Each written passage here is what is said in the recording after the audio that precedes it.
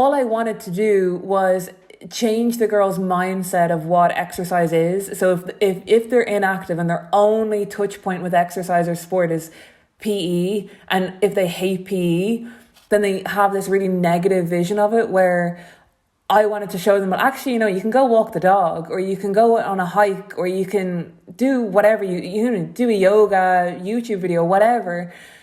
But I don't know if you're really capturing that in like a 12-week intervention, I think that's a long-term thing that you need to track.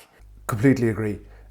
Putting PE hat on for a while, I always thinking, like, so much of the stuff we do intervention-wise with teenagers is trying to save, I don't want to say bad stuff, but stuff like neglected stuff in a way from way previous. That I still think like your childhood should just be about showing you that physical activity is really, really enjoyable, but also giving you some tools to be active in a variety of ways for the life course. And I always like drive the importance of the fundamental movement skills and like that, but the real like big physical literacy stuff there, give you skills so you can do pretty much whatever you want in enjoyable ways, so that if the local thing to you is soccer, but you don't like soccer, but there is something else nearby, you have the skills to do that.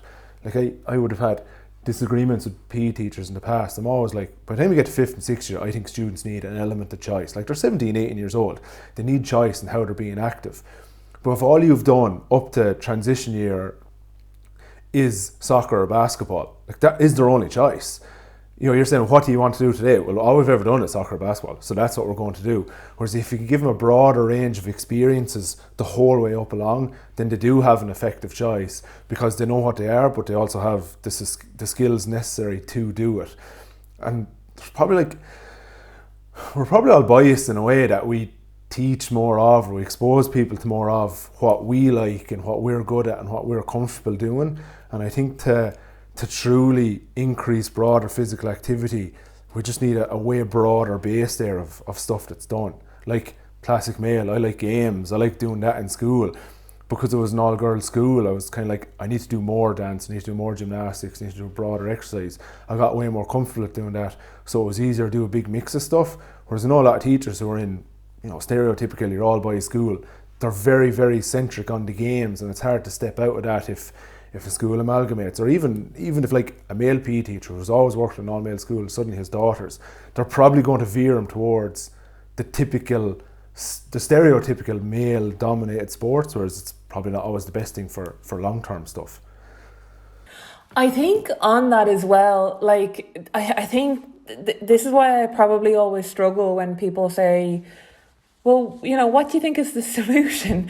Because I think all of this just stems back to gender stereotyping and like gender bias. And I think, if we think of toddlers, or even before that, when we have little boys in trousers and tracksuit bottoms, and we have girls in their dresses and their frilly socks, and we don't want them to get dirty, and we have, you're almost encouraging boys to splash in puddles and rough and tumble play, and you put a baby born or whatever the doll is now, like in girls, you think of, what the kids are watching on TV, like girls are watching princesses. And now I know all of that is very general, right? And I know that not every girl is behaving that way, or every boy, but I just think, we know that kids are like sponges, and I just think it almost starts before that. And then I think, so my degree was PE as well. And I know, like, when I was in school, I set up like I don't know what I called it. It was like not a strength and condition, but like almost like a HIIT class. And the girls loved it. Like, they were so sweaty. Like, there was like little dumbbells and stuff in the school. Like, they were not shying away from bicep curls and whatever. But and also, I thought what was really interesting about that is they wanted it before school.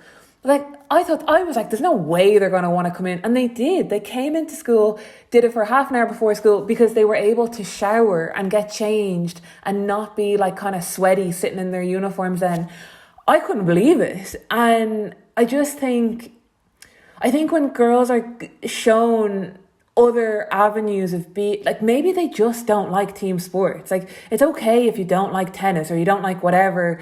That doesn't mean you don't like sports. You just haven't necessarily been exposed to something that you might enjoy. And so, yeah, I think it's brilliant, like what you're saying there around actually, like, it's just having the confidence and competence to run, jump, throw, kick, hop, whatever, and then you can apply it to whatever you want. You just have to find the kind of mode or like the sport or exercise or whatever that you enjoy.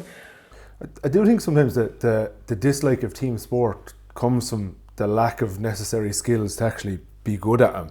That, you know, if you're in a mixed primary school and the boys are at home playing soccer all the time and the girls are not because their parents don't encourage them towards that, and then suddenly the teacher says we're going playing soccer, the boys are really good at it because they've hours and hours of practice beforehand, the girls like, I've no clue what I'm doing here.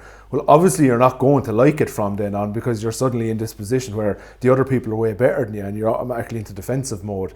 So your way of not showing you're not good at something is, I don't like that. Whereas realistically, there's the potential there for you to like it, having been given a foundation in it, in a, I suppose the term there, a psychologically safe space or appropriately delivered manner, as opposed to just being thrown into something.